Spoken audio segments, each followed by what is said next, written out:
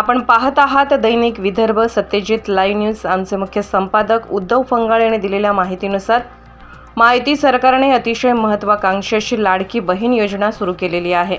या योजनेमध्ये महिलांमध्ये आनंदाचे वातावरण आहे।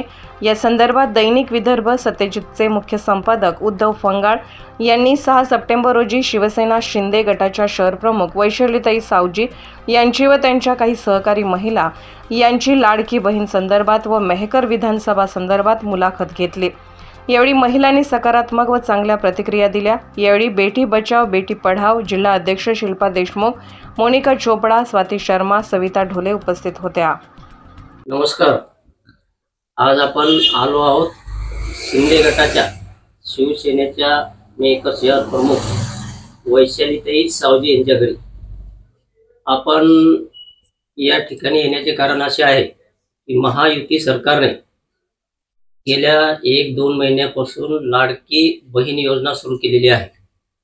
या योजनेसंदर्भात महिलांमध्ये सरकारच्या विषयी काय वातावरण आहे, योजना चांगली आहे की नाही, पैसे मिळाले किंवा नाही, भविष्यात सुरू राहणार किंवा नाही, अशा वेगवेगळ्या चर्चा यामध्ये आपण थोड्याफार करणार आहोत। यामध्ये सर्वप्रथम आपण वैशालीताई यांना विचारू, ते शिवसेनेच्या शहर प्रमुख आहेत। नमस्कार ताई। नमस्कार। विषय असा आहे की ही योजना महाराष्ट्र सरकारने सुरू केली।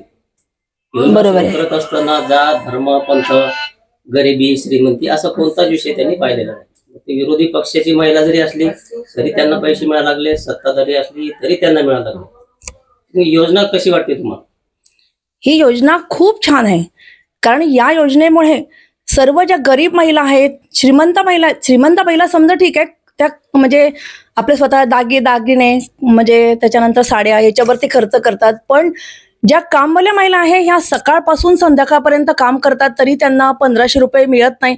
तर हे असे घरबसल्या जे पैसे मिळतात ह्याच्यामुळे मुलांची फी भरल्या जाते, औषधी पाण्याचा खर्च होतो, बरेच काही, आणि त्याच्यामुळे महिलांना आणि स्वतःचा आत्मविश्वास वाढला की स्वतःच्या खात्यामध्ये जेव्हा माणसाचे पैसे असतात तेव्हा स्वतःचा आत्मविश्वास बळावतो आणि ते त्यांचे कामं करायला सुरुवात करतात, आणि त्याच्यातून त्यांना पण अजून नवीन काहीतरी करण्याची क्षमता निर्माण होते की चला आपण आता हे पैसे सेव्हिंग करू, हे सेव्हिंग केल्यानंतर याच्यामध्ये आपण काहीतरी थोडी सोनं घेऊ, काहीतरी घेऊ, ह्याच्यामध्ये त्यांचं असे विचार चालू असतात।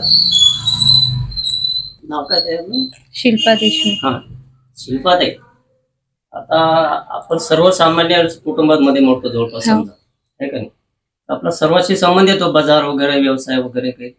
हे महिलांमध्ये जे बाहेर आपण वावरतो समजा, ही जी योजना आहे या योजनेबद्दल महिलांमध्ये काय वातावरण आहे बाहेर समजा, आता चर्चेमधून महिलाच्या समजा? वातावरण तसं छान म्हणजे चांगलंच आहे, योजना पण चांगलीच आहे, आणि महिलांनी या योजनेचा मला वाटते की म्हणजे चांगल्याने लाभ करून घ्यायला पाहिजे सगळ्यांनीच, की म्हणजे असेच म्हणजे आता त्यांच्या खात्यामध्ये जे हे काही पैसे आले आहेत ते त्यांनी असे म्हणजे वायफट खर्च न करता जेव्हा आपल्याला म्हणजे खूपच जेव्हा ही गरज आहे तेव्हाच ते पैसे उपयोगी केले पाहिजे असं मला वाटते। सरकारने जी योजना सुरू केली या योजनेला हजारो कोटी रुपये खर्च लागला, तो पैसा शेतकऱ्यांना किंवा इतर विकासात्मक कामात सरकारनं वापरायला पाहिजे होता का? शेतकऱ्यांची समजा जे पण आपल्याजवळ शेतकऱ्याचं सगळं लागत हे तर सरकारनं हा पैसा निदान शेतकऱ्यांसाठी वापरायला पाहिजे असता। एक म्हणजे कसं गरीब जे असतात ते त्यांना पैसे जितकी किंमत आहे तितकी माझ्या नजरेने मोठ्या माणसाने किंमत नाही। हे 3000 रुपये लाडकी बहीण योजनेचं ते शिंदे साहेब देत आहे हे चांगली गोष्ट आहे, पण ते कसं लोकांनी म्हणजे ज्यांना पैशाची कदर आहे त्यांना मजाकमध्ये घ्यायला 3000 रुपये आले, आमचे 3000 रुपये, निदान ज्यांना नाही आले आणि जे तडतड दिवस रात्र मेहनत करतात त्यांना विचारून पहा की 3000 रुपये आले, त्यांच्या चेहऱ्यावरचा आनंद किती आहे, त्यांना त्या पैशाची गरज किती लागली, त्यांना किती भास झाला त्या पैशाचा। मला वाटतं हे पैसे जी निदान सरकार देत आहे चांगली गोष्ट आहे, पण याचा वापर पण चांगलाच व्हायला पाहिजे, किंवा एखादी वस्तू त्या जागी समजा सरकार देत असतील, निदान ती वस्तू 1500ची असो 2000ची असो, ती वस्तू त्यांना जिंदगीभर तरी कायम म्हणजे जितकी चालली जास्त टाइम ती कायम तरी राहील। पैसा का आज आला, साड्या घेतले, दागिने घेतले, 3000 रुपये आले कोणाचे, हा फुकटचे चला इकडं तिकडं असं न करता एखादी वस्तू समजा दिली त्यांच्या उपयोगातली तरी ना, हे तरी माझ्या हिशोबाने की चांगलं राहील पुढच्या याच्यासाठी तरी। सरकारने योजना सुरू करत असताना सरसकट सुरू केली होती, जा धर्म गरीब काहीच नाही बघितलेलं आहे. शेती, नोकरी हा विषय पाहिलेला नाही. नाही पाहिलेलं. मग काही लोकांना महिलांना गरज नाही आपण असं म्हणता येत नाही, कारण बरं. पैसा सर्वांना सगळ्यांना प्रिय आहे. गरिबांसाठी ती योजना सुरू करायला पाहिजे होती का? काही नियम व काही अट? हा, गरिबांसाठी माझं पण मत आहे की जे आहे ना, गरिबांसाठी हा नियमित जास्त करून लागू व्हायला पाहिजे. ज्यांना रिअल मध्ये आजच्या काळात आता महागाई वाढायला लागली, शिक्षणाचे खर्चे, दररोजचे खर्चे, दवाखाना आहे, सुखदुःख आहे, प्रत्येक गोष्टी लागू आहे माणसाला. यासाठी सरकारला पण रोजगार हमी म्हणा किंवा गरिबांसाठी आधी हे पाऊल पुढे उचलायला पाहिजे, असं माझं मत आहे. सुशिक्षित बेकारांची संख्या दिवसेंदिवस वाढत आहे. नोकऱ्या आहेत नसतात, भरत्या होतात नाही होत, जागा निघतात. निघतं. त्यामध्ये जे हे पैसा सरकारनं वाटप केला, आता नोकऱ्यासाठी किंवा मुलांना नोकऱ्या लावल्या असत्या तर एखाद्या गरीब कुटुंबातला मुलगा जर नोकरीला लागला तर तेवढा त्यांना आधार होऊ शकत होता. बरोबर आहे. मग या योजनेबद्दल आणि सुशिक्षित बेकाराबद्दल काय विषय? तर ही योजना झाली समजा एक लाडली बहीण म्हणा आपल्या परस्पर स्त्रियांसाठी. आता एखाद्या समजा बाईचा मुलगा नोकरीला नाही लागला, निदान त्यानं कोशिश खूप केली, तो नाही लागला असता, आता हाच पैसा समजा असा पूर्ण त्याच मुलाचं सगळं पाहून शिक्षण, व्यवसाय काय, त्याची आर्थिक परिस्थिती रिअल मध्ये कशी आहे, त्याचं IT रिटर्न आहे नाही आहे, या बाबतीत याचे डॉक्युमेंट घेऊन कधी सरकार त्या गरीब घरांना मदत करत असत तर माझ्यापेक्षा ही गोष्ट खूप जास्त आनंदाची. हा झाला आपला लाडक्या बहिणीचा योजनेचा विषय. विधानसभेच्या निवडणुका 2-2.5 महिन्यावर आहेत. त्यासाठी हालचाली सर्व पक्षाकडून चालू आहे. मी शिंदे गटाच्या शहर प्रमुख असल्यामुळं आमदार संजय रायमोळकर या मतदारसंघात 100% उभे राहणार आहे. जवळपास त्यांचं नाव निश्चित झाले असतं, औपचारिक तर बाकी राहील.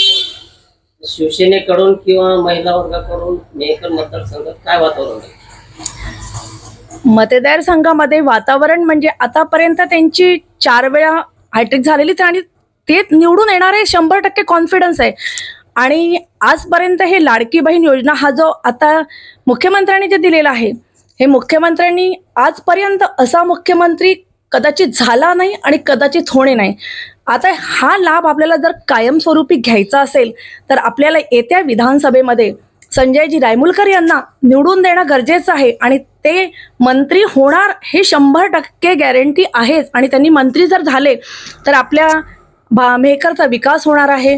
तो आता सध्या रस्ते बांधकाम वगैरे ते सगळं सुरू आहे आणि हळूहळू पुढच्या याच्या टप्प्यामध्ये आपल्याला मेहकर सुद्धा ओळखायला येणार नाहीये आणि त्यांना निवडून देणं आपलं गरजेचं आहे. आणि आपल्याला मुख्यमंत्र्यांनी जर का ही योजना दिलेली आहे तर आपल्याला हे 1500 रुपये जर कायम मिळवायचे असतील तर त्यासाठी आधी संजयजी रायमुलकरला निवडून द्यायचं आणि त्यानंतर आपल्याला हाच मुख्यमंत्री हवा.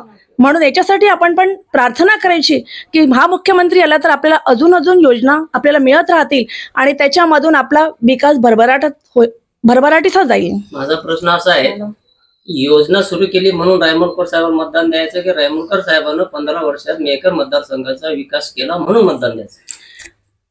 रायमुलकर साहेबांना मेहकरमध्ये 15 वर्षांपासून त्यांनी विकास केला म्हणून त्यांना निवडून द्यायचंय.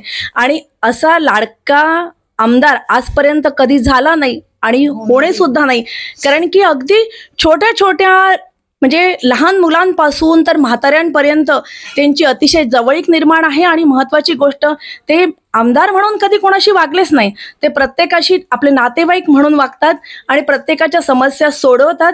आणि त्यांना आपण म्हणजे फोन जरी केला तरी ते फोन घेऊन आपल्या समस्या सॉल्व्ह करतात. सगळे काही प्रॉब्लेम त्यांचे आपण सगळे सोडवतात ते. आणि त्यांच्यामुळे त्यांनी आतापर्यंत मेहकर मतदारसंघ म्हणूनच नव्हे तर संपूर्ण जिल्ह्यातही ते फिरतात, सगळ्या ठिकाणी ते काम करतात आणि मेहकरचा आपला विकास घडवून आणण्यासाठी त्यांना निवडून आणणे आपल्याला गरजेचं आहे. योजनेसंदर्भात झालं आता सरकारनं जे घरगुती वापरामध्ये काही वस्तू असतात, काही साहित्य असते, गॅस असो किंवा इतर गहू तांदूळ किंवा जे किराणा किंवा घरी लागणाऱ्या काही वस्तू असतात, याच्या किमती कमी करायला पाहिजेत का? जी, करना चाहिए, इसकी ज्यादा आवश्यकता है. त्यांच्या किमती कमी करायला पाहिजे का? गॅस आता 1100-1100 दिलेला, पेट्रोलच्या किमती, डिझेलच्या किमती वाढलेल्या आहेत. पेट्रोल डिझेलच्या आहे, डिझेलच्या किमती वाढल्या म्हणजे त्याचा परिणाम इतर व्यवसायावर होतो. मग या मूलभूत वस्तू शासनानं कमी करायला पाहिजे का? माझ्या हिशोबाने जितके महागाई वाढत आहे त्याच्यात थोडंफार तरी खर्च कमी करायला पाहिजे. म्हणजे पेट्रोल, राशन, गॅस सिलेंडर, अजून ETC जे पण खर्च लागतील या प्रत्येकमधून फॉर एक्झाम्पल 500-500 रुपये आपण मागं आलोय तरी ते एका परिवाराकडून किती बचत होते, तर असंख्य लोकांकडून ते किती बचत होईल सरकारला. माझं मागणं असंच आहे की ठीक आहे, थोडेसे तरी भाव कमी व्हायला पाहिजे. कारण पेट्रोलशिवाय गाडी इथलचा माणूस तिथे जाऊ शकत नाही. तर निदान प्रत्येक गोष्टीमध्ये थोडं ना थोडं कमी होणं आवश्यक आहे, गरजेचं झालेलं आहे. आज आपण लाडकी बहीण संदर्भात शिवसेनाच्या शहर प्रमुख वैशालीताई सावजी यांच्या निवासस्थानी एक छोटीशी मुलाखत घेतली. यामध्ये त्यांच्या सहकारी सुद्धा सहभागी झाल्या.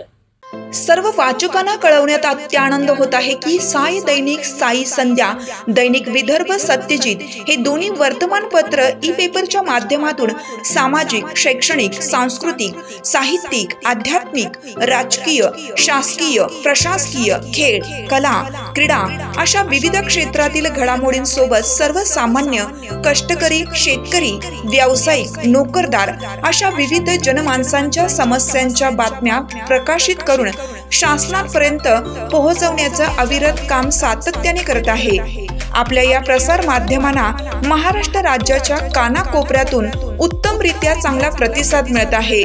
कविता, लेख, धार्मिक साहित्य यांच्या माध्यमातून देखील धार्मिक संस्कृतीचं जतन केलं जात आहे. वाचकांकडून चांगला प्रतिसाद मिळत असून याचबरोबर दैनिक Vidarbha Satyajit YouTube news channel व दैनिक विदर्भ सत्यजित न्यूज पोर्टल हे प्रसार माध्यम सुद्धा सुरू आहे. हे सर्व समस्त वाचक, जाहिरातदार बंधू भगिनी आणि आमचे प्रतिनिधी व संपादक मंडळाच्या सहकार्यामुळे शक्य होत आहे. वाचकांकडून मिळत असलेल्या उत्तमरित्या प्रतिसादाबद्दल संपादक मंडळ आपले आभारी आहे. बातम्या व जाहिरातीसाठी संपर्क संपादक उद्धव फंगाळ, मोबाईल नंबर 95 11 44 61 11.